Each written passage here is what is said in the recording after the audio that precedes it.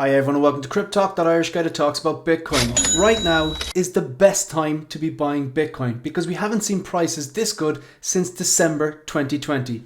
Let's get started.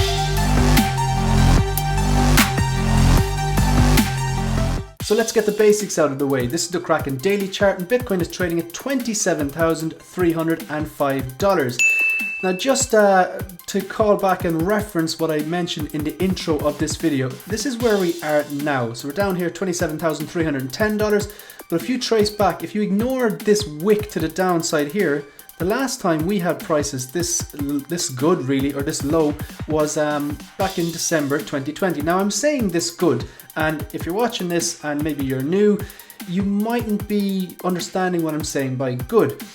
I know that the all-time high for Bitcoin was on November 10th, 2021, just last year at $69,000. And now we're down by 60%. So why am I saying good? It's because now the value is there, where your dollar cost average is kicked in.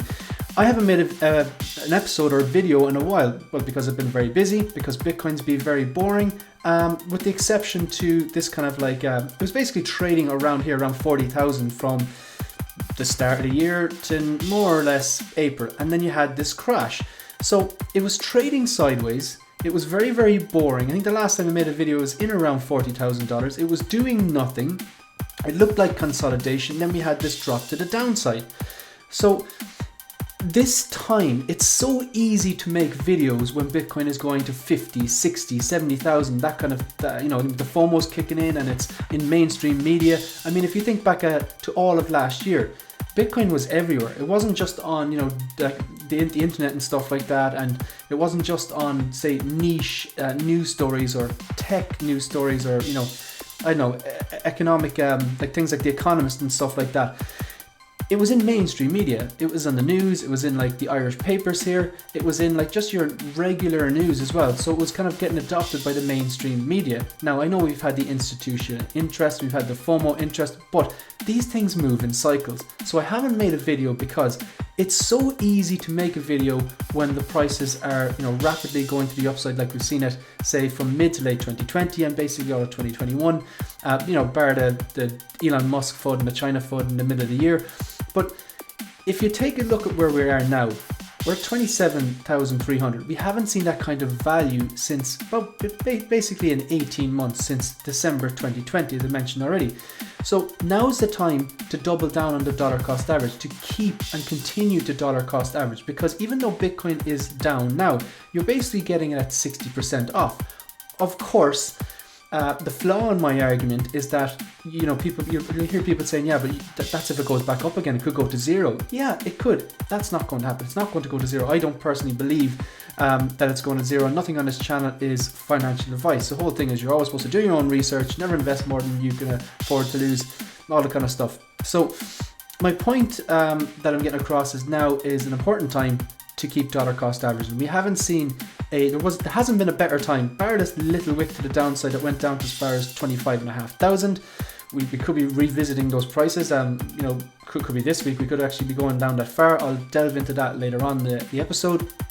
So the idea of dollar cost averaging, and every time you get that paycheck and buying, let's say it's like €10 every week, or $20 every month, or £50 every fortnight, or whatever fixed amount, regardless of the price, you get better value now because you're getting it for 60% off. So it's really important now, if you believe in the project and you think long-term Bitcoin is going to $100,000 plus, to continue to dollar cost average. That's just what I'm doing. Okay, if you're watching this and you're a subscriber, no, you do whatever you want, but this is what I'm doing because I've seen this happen before, and we'll get to that as well. So I just want to go through some really, really basic stuff. The first thing, I just want to mention the RSI here. So the RSI is a number between 0 and 100. The closer it gets to 100, it's a sign that we're overbought and a crash is going to happen. The closer we get to 0, that we're a sign that we've bottomed out and that accumulation will happen again. So we're down around at 35. So that's nice and low. These are usually good buying opportunities. We're going to get rid of that.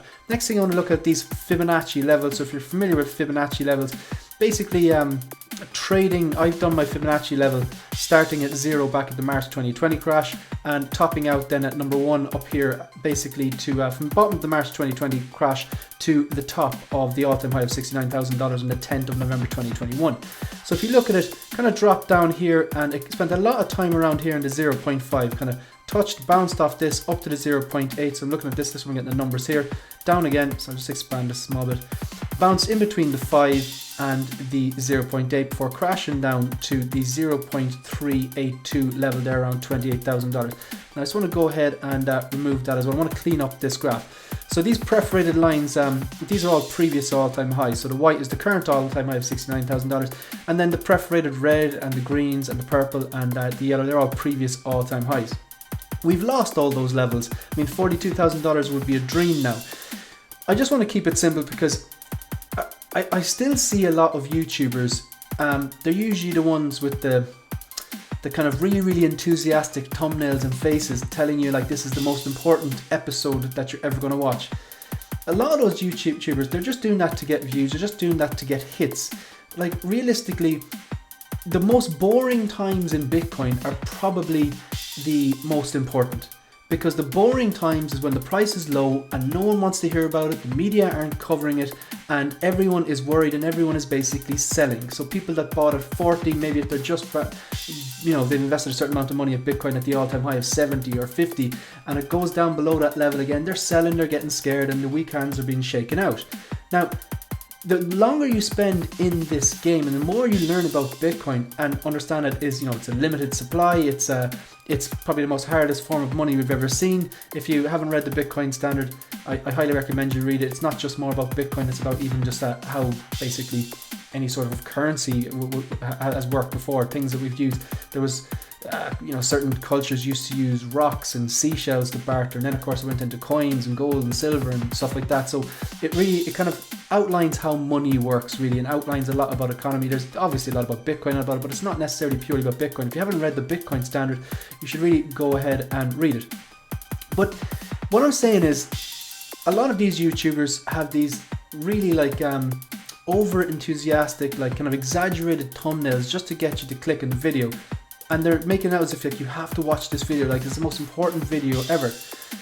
The truth is, the boring times, like what you're experiencing now, the times when people are scared, that's the time where you continue to dollar cost average and you stack sats, because the value you're getting now at 60% off, when eventually, it might take a year, it might take 2 years, who knows, could take a few months, could take a year, it could take another year, there's always a risk will never return up again. But me, I personally don't think it's a risk at all, because I think Bitcoin is going to go to north of $1,000. It's going to, $100,000, and continue to do what it's always done. So, to summarize, this resistance line is where it's at. This is the most important thing in the chart here. So you have the all-time high here of $69,000, and then the price dropped down all the way to here to about $33,000 over a period about, that's November 10th, and this is January, over a period of about 2 months. Recovered a bit, was rejected here. So we've got a point of contact here, this is the all-time high, and then this is a rejection here. Basically, that's the only line that matters, because until we're above that and we break that resistance, Bitcoin is in a bear market. And I do believe this is a bear market now, and I don't think this is too surprising, because that's what happens.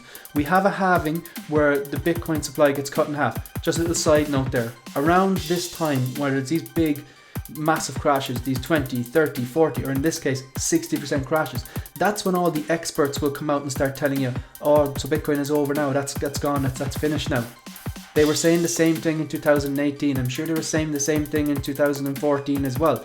That's just what happens. A lot of those people, you could filter a lot of them out. Just ask them a simple question: what's the current block reward? Just simple, very simple stuff. If you're into Bitcoin, you should know what that is. What's the halving? You should know what that is. How often does, what's the total supply? What's the circulating supply? These simple things will filter out who you should and shouldn't take Bitcoin advice off.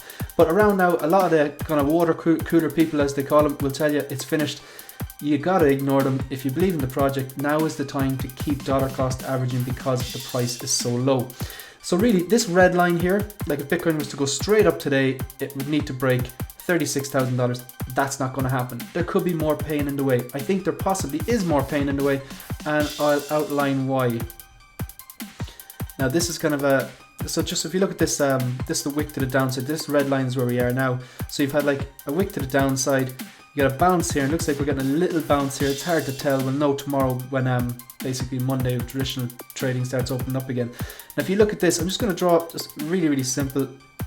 So that's a support line there. We'll say, sorry, just going to keep that there. So that's a support line, and then what's happening? You have a high point here, and then you have another high point, but it's a lower high. So this is a high point. This is a lower. So if I just extend that. Now that may or may not happen because this hasn't really formed yet. I'm just trying to see what happens. If you get another rejection off here, then this is what's called a descending triangle. And they tend to break to the downside. So quick price calculation on that from the top of the triangle down to here. So then if, let's say, it broke out here, you could be looking at a price target of around $22,000. And I wouldn't rule that out. I don't think we're going to go below 20,000, or at least maybe not more than a wick, because the previous bull run in 2017, that peaked and topped out at $20,000. Now, then what you have after that is you have your bear market and then the bull run that we've just gone through. But we've never before had a situation where the bottom of the bear market was lower than the previous all-time high. So if the previous all-time high is $20,000 from, say, from the previous bull run, sorry, that the previous all-time high, that basically the top of the previous bull run, that's $20,000. And now for in a bear market, Bitcoin has never actually gone below, in the bottom of a current bear market, gone below the previous all-time high from the previous bull run. Okay, so we shouldn't go below 20,000, but that, you cannot rule that out. Bitcoin tends to do it once, but we're just looking at patterns, and that's how like all of these traders vary. Like they take into account like what's going on in the world. They take into account economics, politics. They take into account like what they're seeing in the chart, indicators. So there's a number of different things that they take into account. But patterns are important. Like patterns help you recognize and predict what could potentially happen. History doesn't repeat itself, but it does often rhyme. So that's pretty much the end of this episode. It's been a while, I've been busy, plus Bitcoin has been very boring up until about maybe the start of this month where we had this crash, and even now it looks like it's going to get choppier as well. In conclusion, if you believe in Bitcoin long term, and obviously this is the whole thing, nothing on the channel is financial advice, always do your own research, never invest more than you can afford to lose. But if you believe and understand in Bitcoin, you believe in long term the price is going to continue to do what it has done since its inception over 10 years ago and basically appreciate. And let's face it now, with the inflation rate at the moment and everything getting more expensive, you need an asset that can store value and appreciate over time. With that being said, this current asset is over 60% down. But even if you look to where we were, say, this time last year, we're more or less... Where were we this time last year? So we're down, so June. Yeah, so June, we're more or less the same we were this time last year, which is kind of a bit amazing. All these gains have been wiped off. But look, continue to dollar cost average. That's what I'm going to do. So every time you get paid X amount, regardless of the price, go up or down, in the hope that in the next bull market, when it's longer and longer and the price appreciates again, that you get more. And then just basically sell close to the top. You're never going to pick the exact top, you're never going to pick the exact bottom, but like if this was the bottom today and you don't buy and then it goes up to 70, 80, 90,000, then you'll probably be kicking yourself. But yeah, I don't intend on keeping that mistake or making that mistake. Just continue to dollar cost average. That's it for this episode. So if you've got any sort of value from this episode, like the video, subscribe to the channel and leave a comment, and we'll see you in the next one. Sláinte.